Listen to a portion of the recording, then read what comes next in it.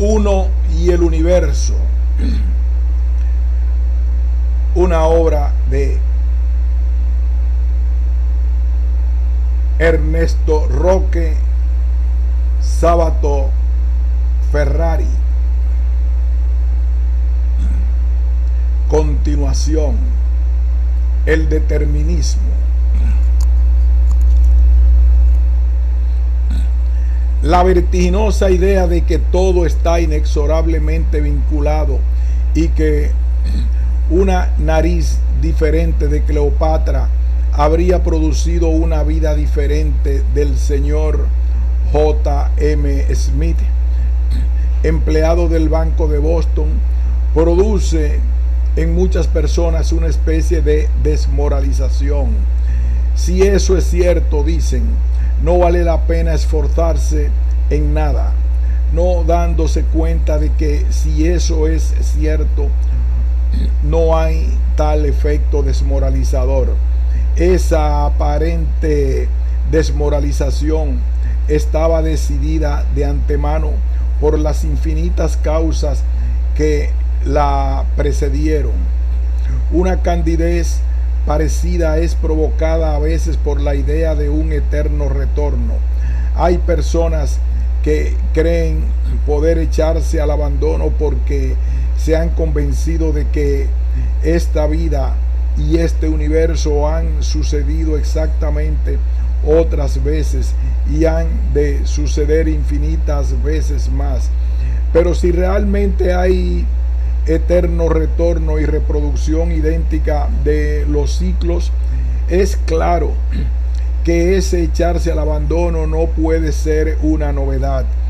Se ha producido en cada ciclo y se ha de producir por toda la eternidad. Entonces, ¿qué dice esta gente desalentada, aunque ya con temor de que ese desaliento no sea voluntario ni nuevo? Pero sí es simple. Basta rechazar el determinismo absoluto y el eterno retorno.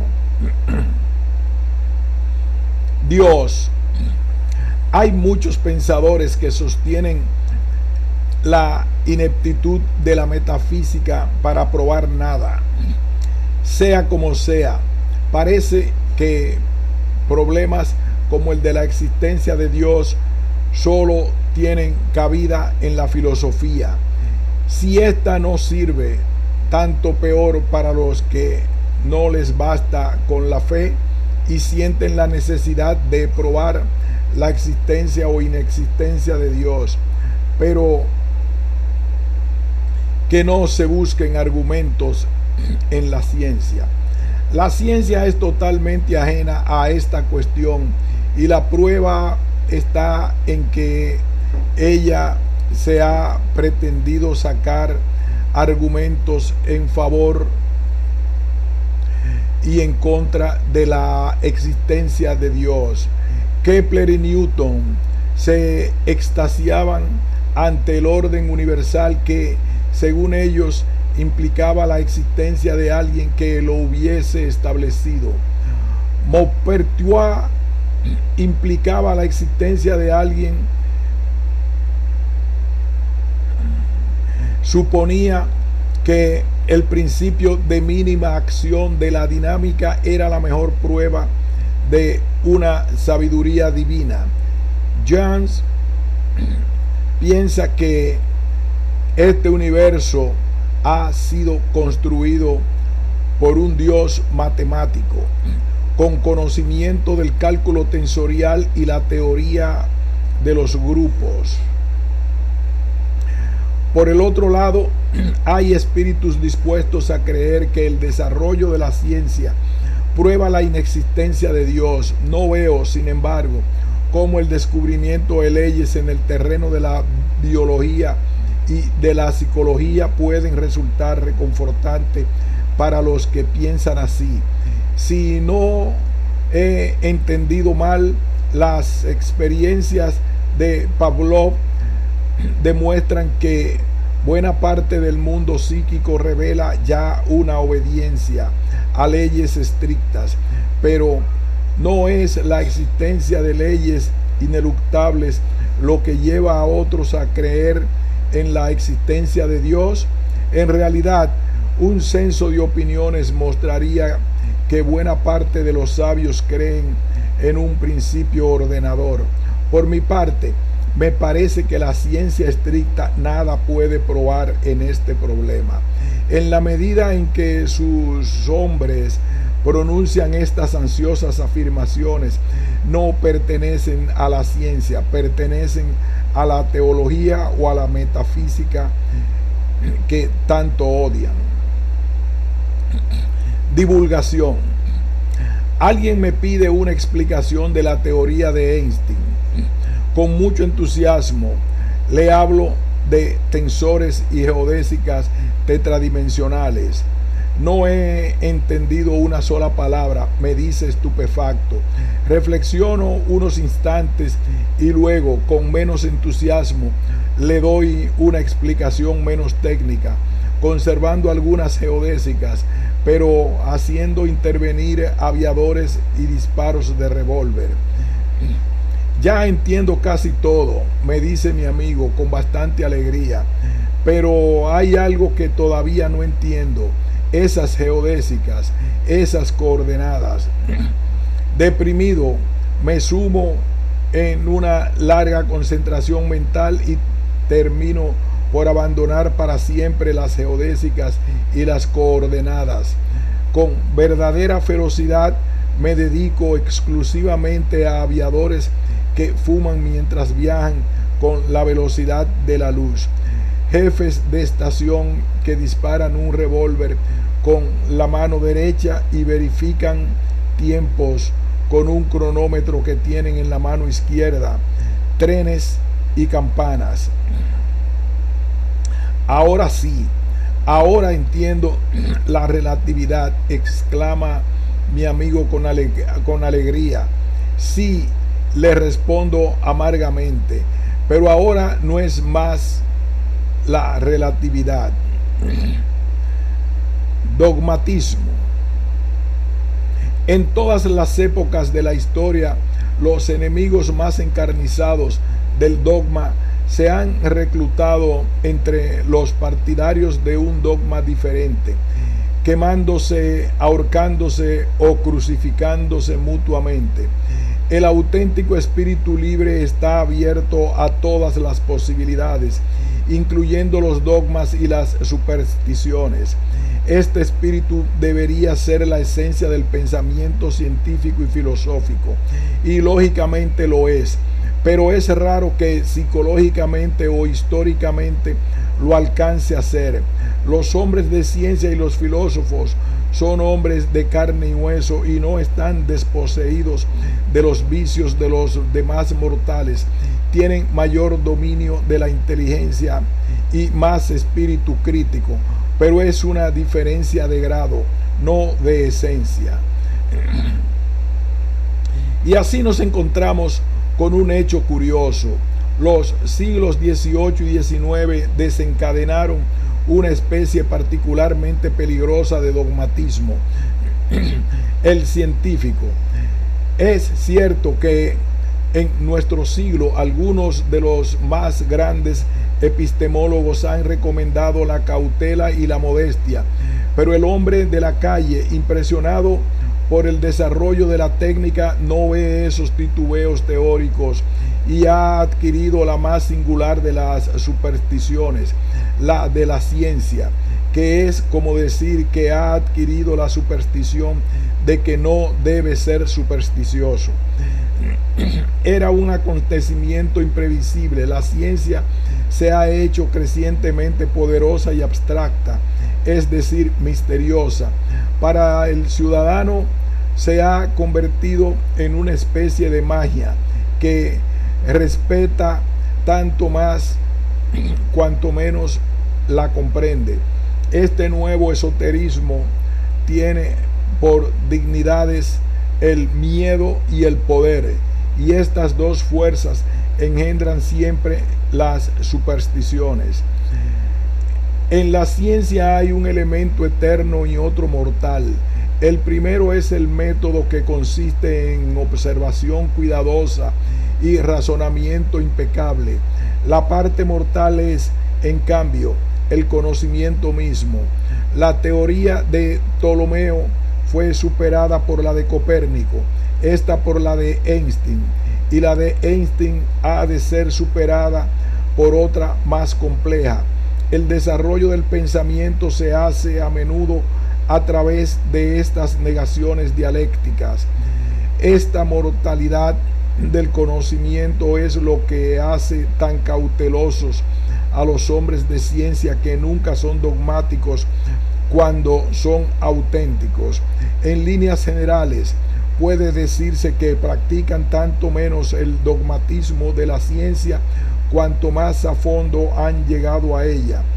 Tiene mayor fanatismo científico el médico, cuya ciencia está probablemente en el estado en que se hallaba la física en la época de Aristóteles, que el matemático, cuya ciencia, por ser la más simple de todas, es la más avanzada. Si hay algo seguro en nuestros conocimientos, es la verdad de que todos los conocimientos actuales son parcial o totalmente equivocados. Dentro de 100 años aparecerán monstruosas las operaciones cometidas por los médicos del siglo XX en los ulcerosos. En general, les parecerá bastante cómico el afán de las curaciones locales, tendencia del hombre ingenuo a dividir la realidad. La experiencia realizada hasta el presente ha mostrado que viejas teorías que constituían dogma apenas han resultado ser equivocaciones. Este hecho melancólico deberá hacer meditar a los médicos y en general a los científicos que dogmatizan, a menos que piensen valerosamente que ese proceso de transmutación de dogma en equivocación ya terminó y que ahora todo lo que dicen es inmutable. No veo, sin embargo, por qué ha de poder establecerse un límite entre el dogma y la equivocación que pase justamente por nuestro tiempo. Droit surrealisme. Decidimos organizar una escuela para pintar lo que está a la derecha y arriba de la realidad, dejando las demás zonas para otros investigadores. Edad. ¿Qué se puede hacer en 80 años? Probablemente empezar a darse cuenta cómo habría que vivir y cuáles son las 3 o 4 cosas que valen la pena. Un programa honesto requiere 800 años. Los primeros 100 serían dedicados a los juegos propios de la edad, dirigidos por rayos de 500 años. A los 400 años, terminada la educación superior, se podría hacer algo de provecho. El casamiento no debería hacerse antes de los 500. Los últimos 100 años de vida podrían dedicarse a la sabiduría. Y al cabo de los 800 años, quizás se empezase a saber cómo habría que vivir y cuáles son las 3 o 4 cosas que valen la pena. Un programa honesto requiere 8000 años, etc. Educación. Un animal se educa chocando contra el mundo exterior y adquiriendo así ciertos reflejos que lo hacen apto para soportar la vida. Un niño también. No veo entonces cómo han de poder considerarse ciertos castigos como contraindicados. ¿No forma parte la mano del Padre del mundo exterior? No creo que se pretenda arguir seriamente que hay una diferencia esencial entre un niño que va hacia un objeto y un objeto que viene hacia un niño. sería reincidir en las oscuras creencias del movimiento absoluto.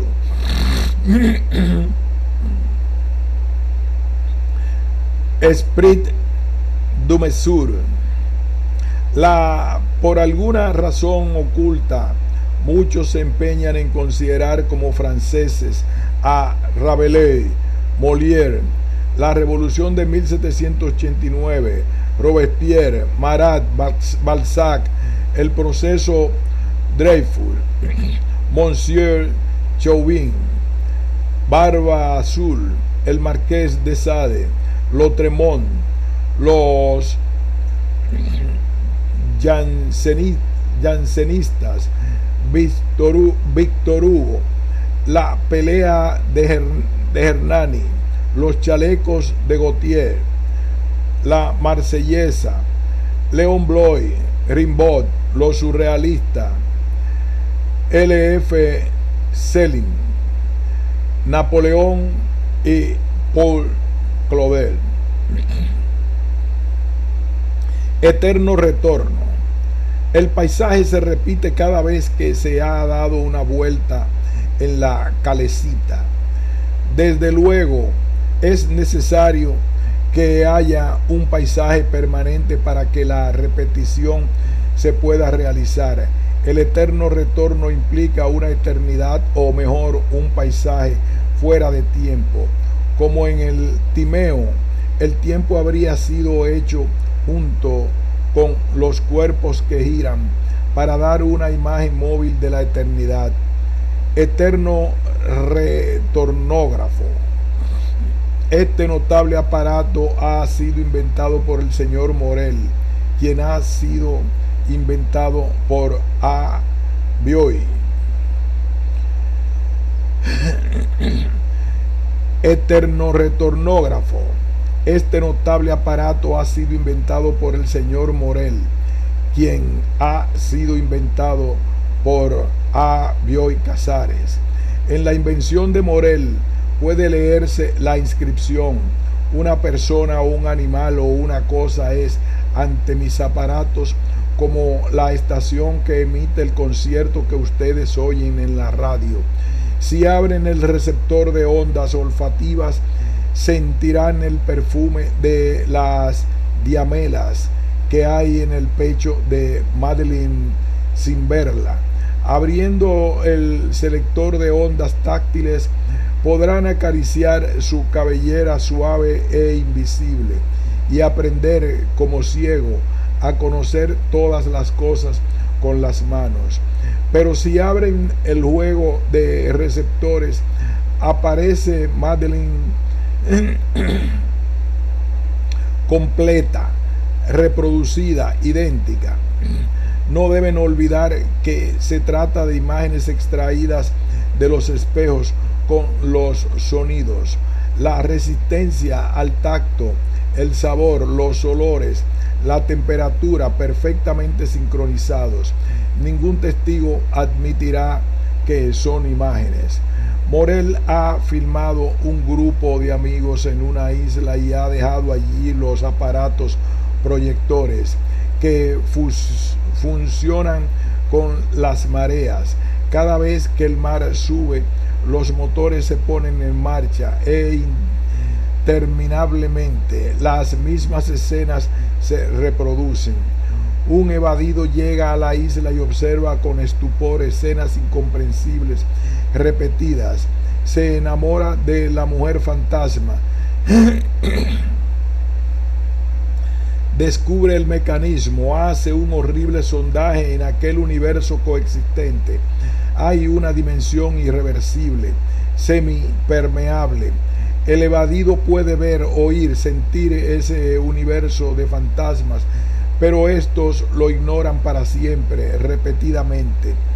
Pero si los fantasmas no tienen la menor reminiscencia de sus ciclos anteriores y si ignoran la existencia de un mundo exterior al de ellos, ¿tiene algún sentido decir que son seres fantasmales? Viven, comen, se enamoran, juegan al tenis, mueren. ¿No es una vida como cualquier otra? Nosotros, que vemos el espectáculo, afirmamos que es un mundo fantasmal, un eterno retornograma, y creemos que el nuestro es el verdadero. Por el contrario, la verificación de un espectáculo de esa naturaleza creo que debería hacernos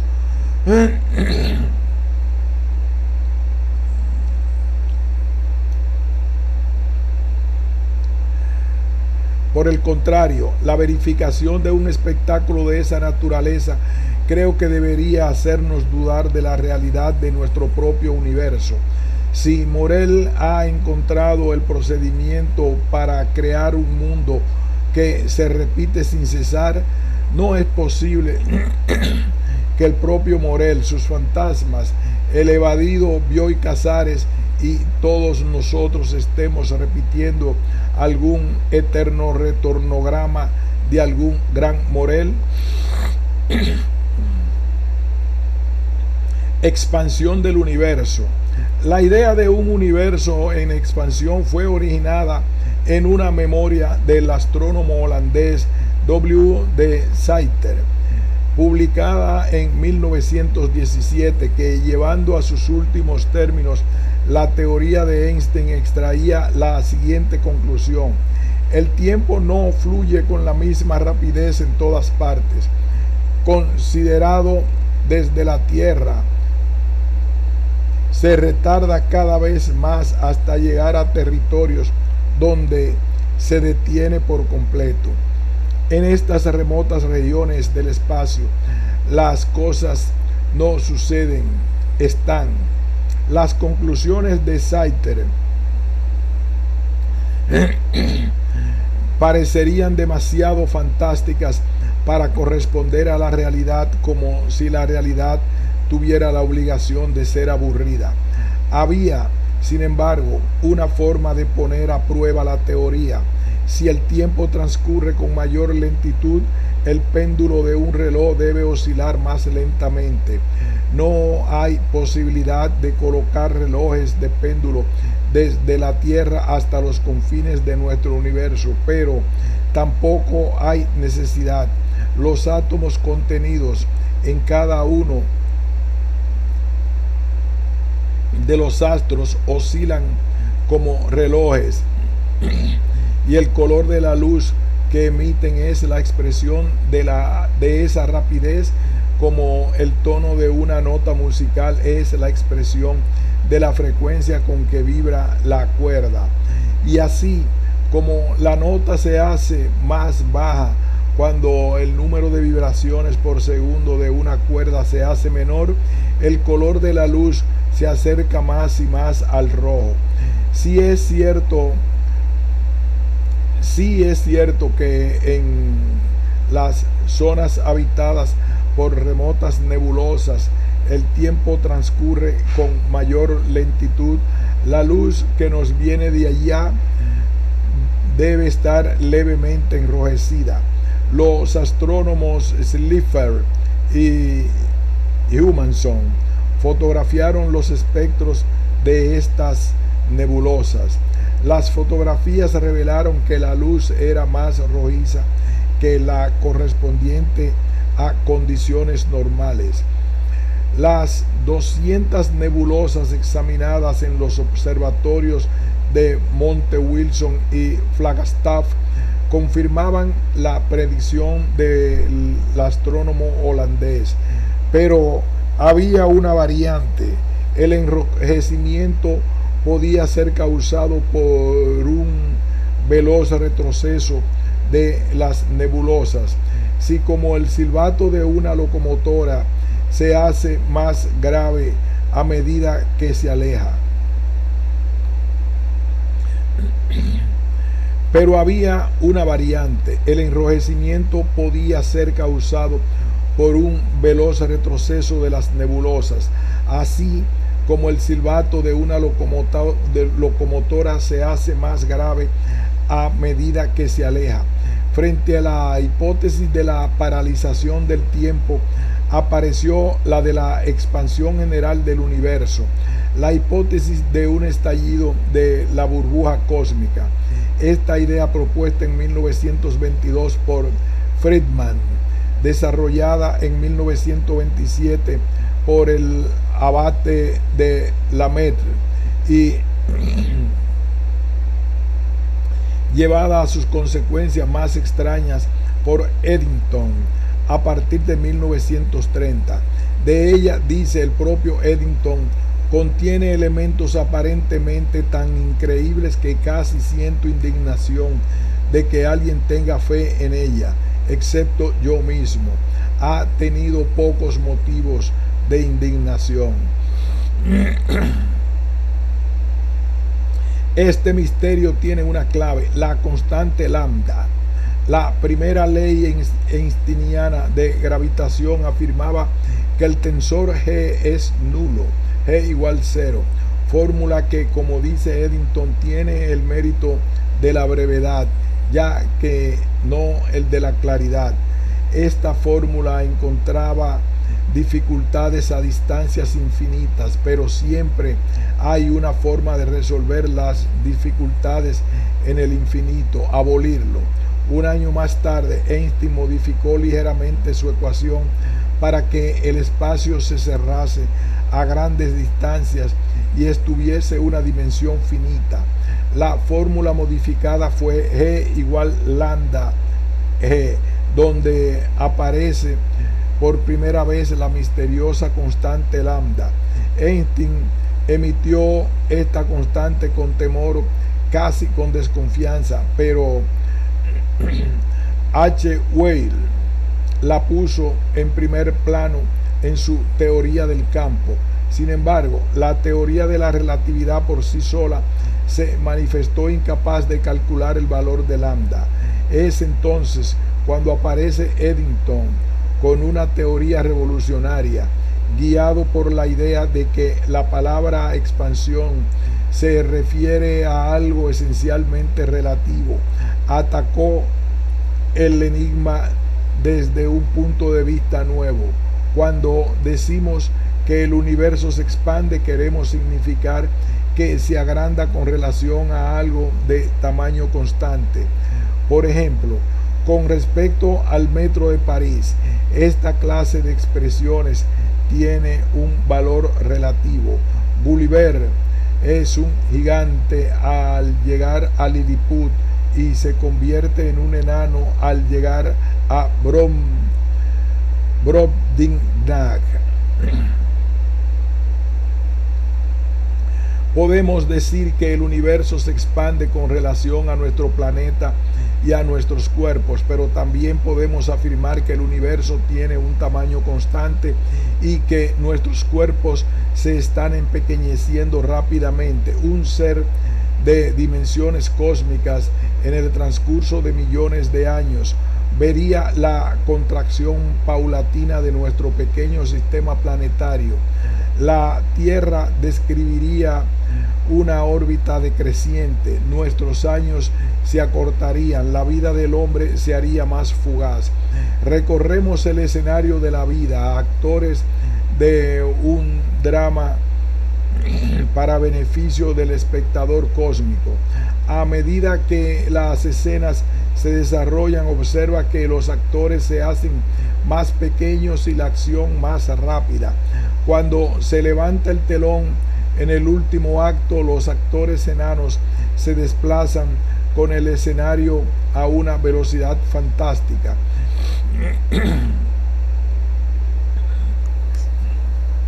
Cada vez se hacen más pequeños y cada vez se mueven más deprisa. Un último y borroso trazo microscópico de intensa agitación y después nada. De acuerdo con este sentido relativo de la palabra expansión, Eddington pensó que era imposible hablar de expansión si no se fijaba un patrón constante.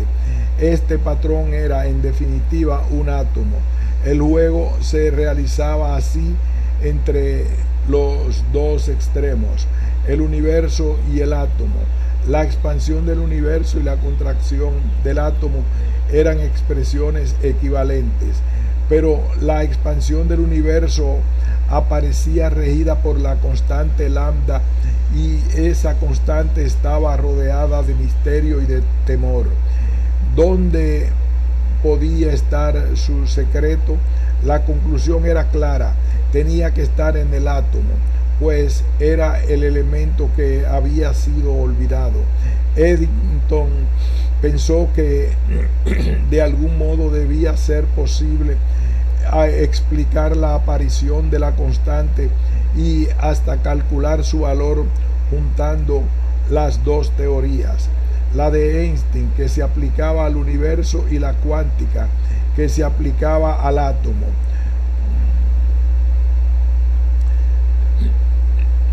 C.F. Relativity Theory of Protons and Electrons, Cambridge, 1936. Durante años, Eddington se propuso develar el misterio de la constante. Había muchas otras en el universo físico, honradas y reconocidas. Se pensaba que 7 regían la estructura y el ritmo del cosmos, como una sinfonía heptatónica: la carga del electrón, la masa del electrón, la masa del protón, la constante de Planck, la velocidad de la luz, la constante de la gravitación universal, la constante lambda. El problema era: ¿cuántas son verdaderamente básicas? ¿No habrá vínculos secretos desconocidos entre algunas de ellas? El progreso de la ciencia ha sido promovido por sucesivas unificaciones, y esas unificaciones consisten en definitiva en la revelación de esas secretas identidades. En New Pathways in Science, Eddington decide que de las 7 constantes hay 3 que deben ser eliminadas, porque se basan en la elección arbitraria de patrones de longitud, tiempo y masa. Quedan 4 que parecen fundamentales, entre ellas lambda, la clave. La imbricación de la relatividad y de los cuantos le parece dar un paso más. Concluye que las 4 constantes son variaciones de una sola. La calcula y encuentra que su resultado está de acuerdo con los datos obtenidos en los espectros de las nebulosas en retroceso. Una sola constante regía el cosmos. Lambda era el número secreto con que el gran arquitecto había construido el templo. Lambda era el puente entre el universo y el átomo. Quizás ese puente, entrevisto en muchos años de meditación y de cálculo, sea irreal, ficticio, quizá como los dragones y los grifos, apenas pertenezca al museo monstruoso de los objetos de Meinong. Aún así tiene la calidad de su rara belleza. Pero Eddington no había dado todavía el paso más audaz. Milagrosamente se había mantenido en el terreno de la física. Es cierto que las leyes y las constantes del universo las obtenía por juegos matemáticos a partir de un solo número, pero ese número representaba todavía un mensaje venido desde el mundo exterior, desde el vasto continente que está más allá del sujeto. Todavía lambda significaba un dato, y la física era, a pesar de todo, una ciencia a posteriori. Eddington necesitaba que los astrónomos y los físicos le dijeran ese número obtenido con telescopios y balanzas para luego edificar la física. Pero se acercaba lo peor.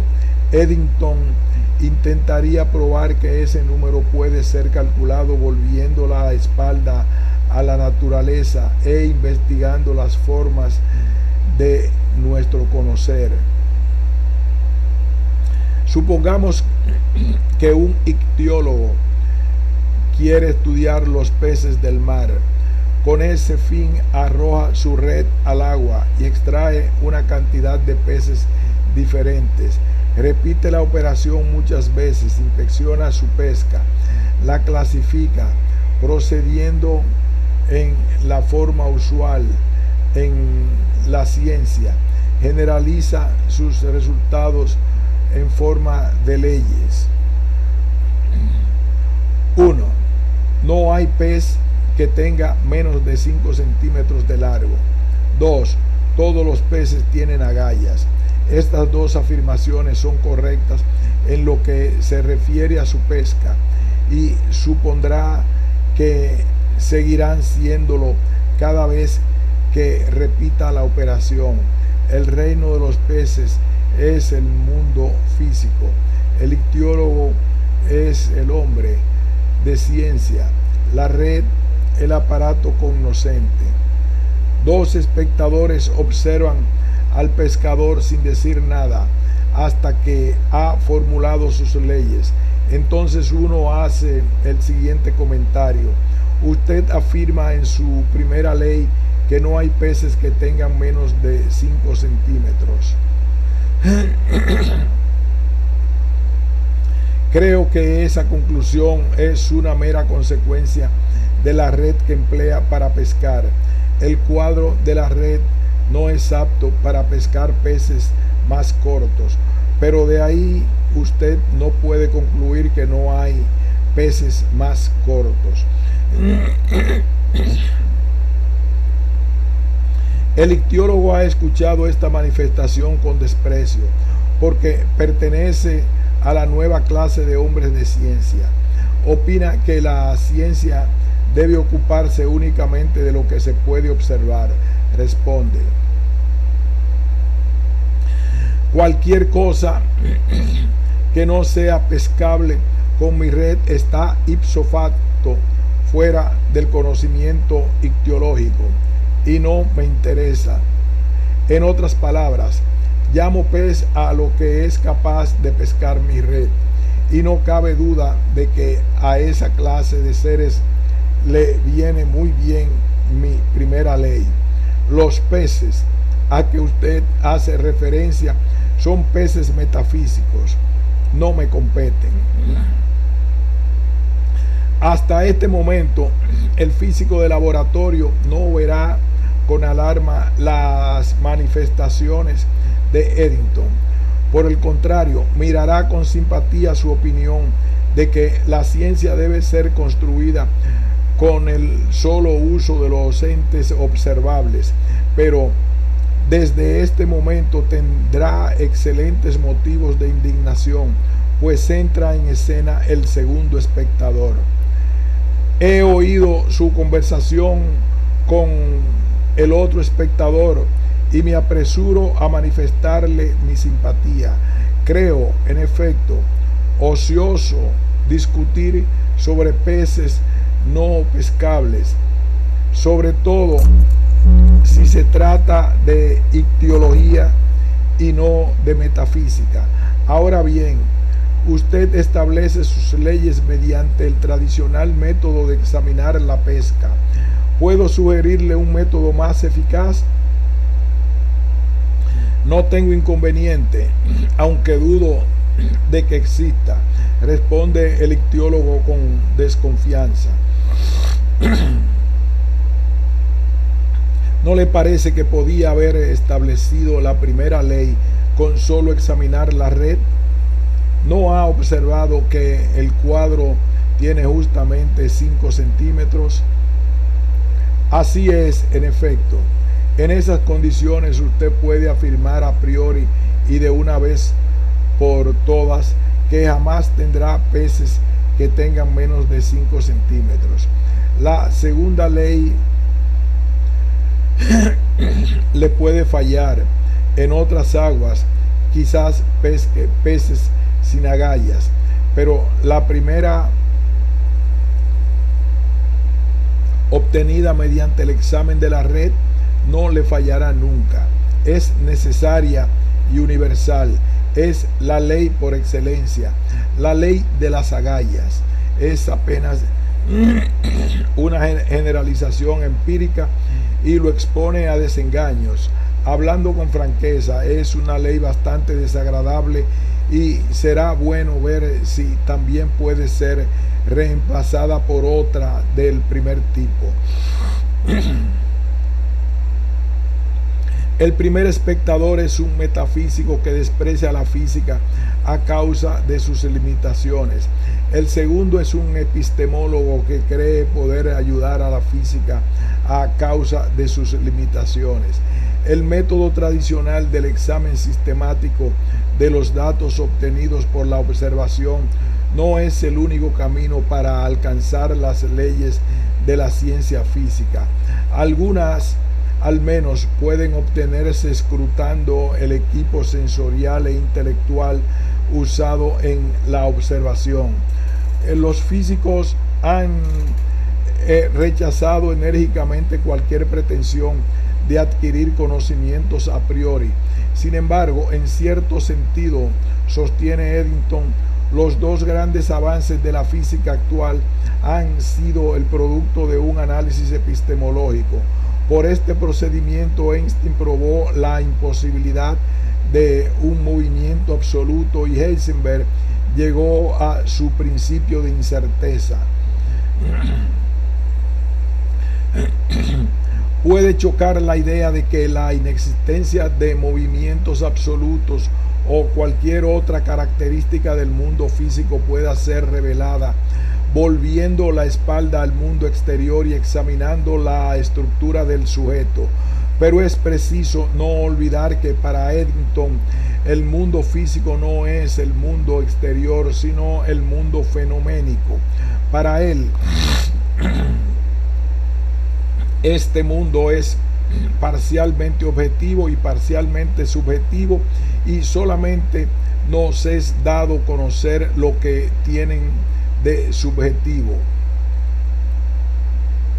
El hombre encuentra lentamente aquellos elementos que él mismo puso en la naturaleza. Ha seguido durante siglos las misteriosas huellas dejadas en la arena por alguien, hasta darse cuenta de que esas huellas son las suyas propias. En su última obra, Eddington intenta probar que las leyes de la relatividad y de los cuantos, es decir, toda la física, son la expresión de estas huellas del sujeto trascendental, las formas primitivas del pensamiento, categorías que dominan toda la física serían: 1. La forma que lleva a considerar el conocimiento obtenido mediante la experiencia sensorial como una descripción del universo. 2. El concepto de análisis, que representa el universo como una coexistencia de cierto número de partes. El concepto 3. El concepto atómico, que exige un sistema de análisis tal que los constituyentes últimos sean unidades estructurales idénticas. Las variedades se originan por la estructura y no por sus elementos. 4. El concepto de permanencia, una forma modificada del concepto de sustancia. El concepto de autosuficiencia de las partes, derivada presumiblemente del concepto de coexistencia, son las características del sello que el hombre aplica sobre la naturaleza y que luego ha rescatado a través de los siglos, en forma de leyes y de constantes, y en un largo y monumental examen de astros y átomos, armados de telescopios, balanzas, termómetros, relojes. Los físicos escrutaron el universo en todas las direcciones, fijaron sus límites, midieron las constantes que son sus piedras angulares. La observación de nebulosas reveló la expansión del universo o la paralización del tiempo. Se calculó el radio total y la masa encerrada en nuestra burbuja cósmica. Se calculó el número total de partículas. Y cuando se hubo hecho todo esto, Eddington afirmó que esas búsquedas han sido superfluas.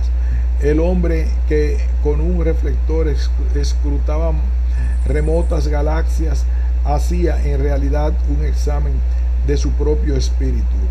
Las constantes universales derivan, en opinión de Eddington, de la constante lambda, o que es equivalente del número cósmico n, número total de partículas contenidas en el universo. Este número cree poder calcularlo mediante el solo mecanismo de las formas del pensamiento. El cálculo teórico de n depende del hecho de que una medida involucra 4 entidades y queda por lo tanto asociada a un símbolo de existencia cuádruple. De esto concluye que el número cósmico debe ser 2.2136 por 10 elevado a la 256. Es el número de protones y electrones que componen el universo físico. El número cósmico habría sido introducido, pues, por el hombre. Vemos el universo como si estuviese compuesto de n partículas, como vemos cuadriculado un cielo a través de un alambre tejido. El responsable de esta cuadriculación y de este número no es inventor de la mecánica ondulatoria, tampoco lo es el que hizo los electrones. El responsable es el conjunto de formas del pensamiento, el hombre que tomó la primera medida desencadenó el proceso que debía terminar en el número cósmico. Un ligero enrojecimiento en las nebulosas que están más allá de nuestras regiones del espacio fue el indicio del número cósmico, pero para el epistemólogo observador de observadores, su valor exacto estaba implícito en su primera mirada a un físico experimental. Alcé después mis ojos y vi a un varón que tenía en su mano una cuerda de medir. Zacarías 2:1. Aquí hacemos una nueva pausa y continuaremos con Espejo de Stendhal.